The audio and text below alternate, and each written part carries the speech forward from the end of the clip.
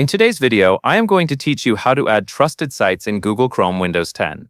To begin, open Google Chrome on your computer. Once Chrome is open, look to the top right corner of the browser window and click the three vertical dots.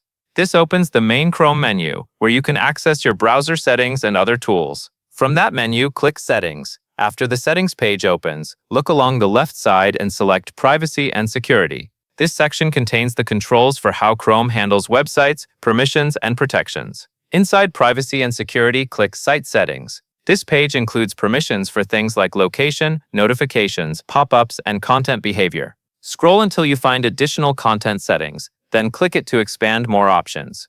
In that list, select Insecure Content.